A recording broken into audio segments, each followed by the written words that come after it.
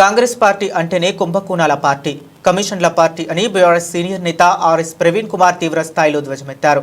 తాజాగా కాంగ్రెస్ ప్రభుత్వం తెచ్చిన జీవో 17పై ఆయన మండిపడ్డారు. తెలంగాణ భవన్లో ఆర్ఎస్ ప్రవీణ్ కుమార్ గురుకులాలు వివిధ స్కూళ్ల ఫుడ్ కాంట్రాక్టర్లతో కలిసి మీడియాతో మాట్లాడారు. కేసీఆర్ తెలంగాణ తొలి సీఎంగా సంపద పేదవాళ్ల చేతులు ఎలా పెట్టాలి అని ఆలోచించేవారు. రేవంత్ రెడ్డి తెలంగాణ ప్రజల కళ్ళు కప్పి కుంభకోణాలకు పాల్పడుతూ సంపదనంతా ధనవంతుల చేతిలో పెట్టే ప్రయత్నం చేస్తున్నారు. తాజాగా జీవో 17 తెచ్చి కోడిగుడ్ల కుంభకోణానికి పాల్పడ్డారు. దాదాపు 600 కోట్ల కుంభకోణం ఇది. 20,000 మంది చిరు వ్యాపారుల పొట్ట కొట్టేందుకు జీవో 17 తెచ్చారు. గురుకులాలు, కేజీవీబీ, ఇతర స్కూళ్లలో ఫుడ్ కాంట్రాక్టర్లను మార్చేందుకు నిబంధనలు సడలిస్తూ జీవో 17 ఇచ్చారు. ఈ జీవోతో 20,000 మంది వాళ్ల మీద ఆధారపడే వాళ్ళు 1,00,000 మంది రోడ్ల మీద పడతారు. ఫుడ్ కాంట్రాక్టర్లు 50 లక్షల ఈఎండి కట్టాలట. 10 తరాలు కష్టపడ్డా చిరు వ్యాపారులకు అంత డబ్బు రాదు. మండలం ఒక యూనిట్గా ఒకే బడా కాంట్రాక్టర్కు కాంట్రాక్టు కట్టబెట్టే ప్రయత్నం జరుగుతుంది. ఎస్సీ, ఎస్టీ కాంట్రాక్టర్లకు కేసీఆర్ హయాంలో రాయితీ ఉండేది అని ఆర్ఎస్ ప్రవీణ్ కుమార్ గుర్తు చేశారు. మల్లికార్జున్ ఖార్గే ఎక్కడున్నారు? దళిత మంత్రులు ఎక్కడున్నారు?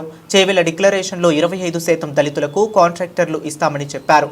అది అమలు కాకపోగా వాళ్ళ నుంచి ఉన్న వీళ్ళాక్కుంటున్నారు. కోడిగుడ్లు సరఫరా చేసేందుకు 3 కోట్ల టర్నోవర్ ఉండాలట. కేసీఆర్ హయాంలో ఈ నిబంధనలు లేవు. జానారెడ్డి బంధువులతో రేవంత్ బంధువులకు కాంట్రాక్టర్లు ఇచ్చేందుకు కుట్ర చేస్తున్నారు. టెండర్ అప్లికేషన్కు 5,000 నుంచి 25,000 వసూలు చేస్తున్నారు. కోడిగుడ్డు రేటు గతంలో మార్కెట్ రేటు కన్నా 30 పైసలు ఎక్కువ ఉండేది. ఇప్పుడు కోడిగుడ్డు ధర 7 రూపాయలుగా నిర్ణయించారు. కాంట్రాక్టర్ల నుంచి బ్యూరోక్రాట్లు, కాంగ్రెస్ నేతలు కమిషన్లు వసూలు చేస్తున్నారు.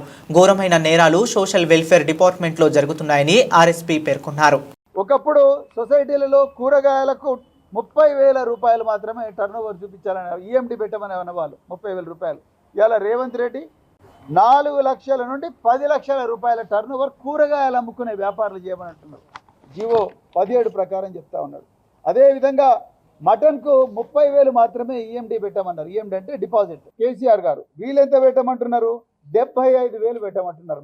చికెన్కు మటన్కు 75,000 పెట్టమంటున్నారు. అదేవిధంగా ఇంకో గొప్ప విషయం, కేసీఆర్ గారు ఎస్సీ ఎస్టీలకు 40% రాయితీ, 40% ఈఎండిలో రాయితీ ఇచ్చిండు. కానీ అలా రేవంత్ రెడ్డి ఆ రాయితీని తీసేసాడు. మల్లికార్జున ఖర్గే నిద్రపోతున్నావా స్వామి నువ్వు? ఇక్కడ ఎస్సీ ఎస్టీ వర్గానికి చెందిన వాళ్ళు 5 మంత్రులను పెట్టినా అన్నాడు రేవంత్ రెడ్డి. మేము 5 మందిని మంత్రులను చేసినాం. 4 మంత్రులు, ఒక స్పీకర్ ఎస్సీ వర్గానికే చెందిన వాడైనా. డిప్యూటీ సీఎం ఎస్సీని అంటున్నాడు. దామోదర్ రాజు ఎస్సీ అంటున్నాడు. వివేకానంద్ ఎస్సీ అంటున్నాడు. అదేవిధంగా ఇంకా సీతక్క ఎస్టీ అంటా ఉన్నారు. అదేవిధంగా లక్ష్మణ్ కుమార్ ఎస్సీ అంటా ఉన్నారు. కానీ ఇలా ఈ 1,000 కోట్ల రూపాయల కాంట్రాక్టుల్లో ఎస్సీ ఎస్టీలకు దౌర్జన్యంగా రాయితీ తీసేసిండ్రు. మన నిద్రపోతున్నారు 5 మంది. ఎక్కడ పోయిండు గౌరవ స్పీకర్ గారు? ఎక్కడ పోయిండు 4 మంత్రులు? ఎక్కడ పోయిండు డిప్యూటీ సీఎం? బంగ్లాలు ఉంటున్నాడు కదా, ఆ బంగ్లా ప్రజాభవనికో ప్రజలందరూ ఇక్కడ ఉన్నారు, నువ్వు మాత్రం బంగ్లాలు ఉన్నావు. అది జరుగుతున్నది ఇక్కడ స్టోరీ. నువ్వు మాత్రం బంగ్లాలో సుఖంగా ఉన్నావు.